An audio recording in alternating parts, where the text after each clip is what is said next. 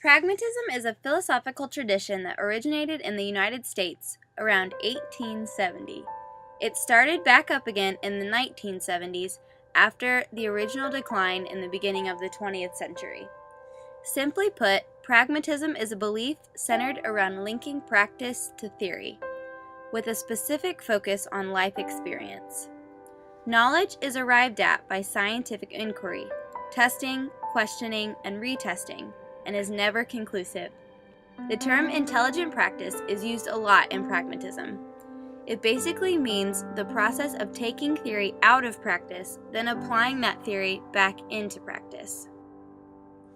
Pragmatism holds that there are no absolutes. Truth results from the application of scientific thinking to experience.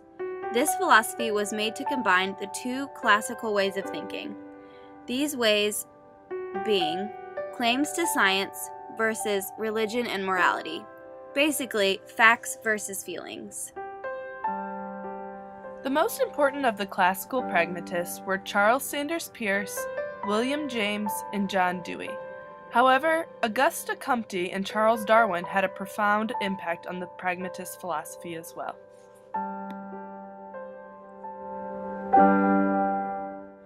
James, a well-respected professor at Harvard University, was not credited for founding pragmatism, but Peirce gave him equal credit in its beginning stages.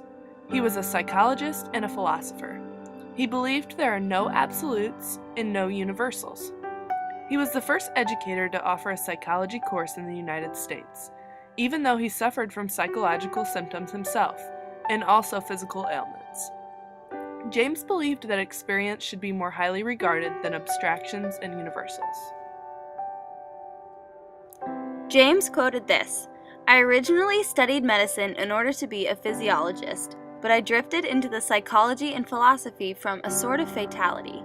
I never had any philosophic instruction, the first lecture on psychology I ever heard being the first I ever gave." Peirce, on the other hand, was a mathematician and logician. His main thought was that ideas are merely hypotheses until tested by experience. Peirce was not as highly regarded as James. He was ousted from his professorship at Johns Hopkins University and did not really ever do anything more academically. Most of his contemporaries did not appreciate or support his philosophical views, which made it hard for James to promote it. This may have been one of the main reasons that pragmatism did not catch on super quickly. John Dewey, who was a contemporary of James, was the most influential philosopher on American pragmatism. Dewey got connected through Peirce. He had been a graduate student at Johns Hopkins while Peirce was there. He was a highly regarded philosophy professor. He taught at the University of Chicago before moving on to Columbia University. His thoughts were that experience, thought, and consequence are interrelated. His progressive educational theories reflected his philosophy of pragmatism.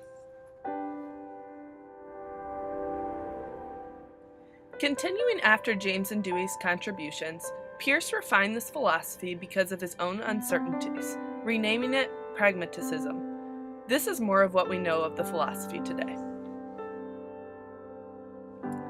Bringing this philosophy to the school building models the progressive democratic society we live in. Pragmatists believe that schools should include moral, economic, educational, and political goals. Instruction is mainly done by doing. L. Dean Webb, the author of The History of American Education, says it well.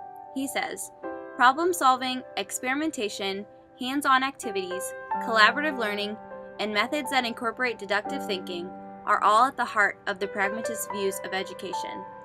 This philosophy changed the view of education in terms of the teacher not being the all-knowing, fact-spitting instructor, but rather is the project or experiment director. They encourage critical thinking as well as model their own thought processes for their students. We think this would fit into the modern classroom very well.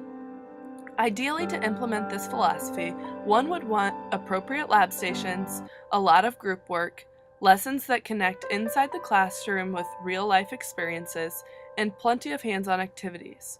If resources permit, taking our students on field trips where they can connect the ideas we have been learning in the classroom to life outside of it. simply making the classroom a place where students' input is greatly valued and implemented into the overall environment.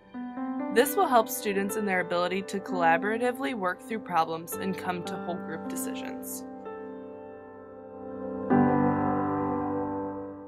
Pragmatism is becoming more and more popular because it does give students more control over their classroom and allows for the teacher to act as a guide for their learning.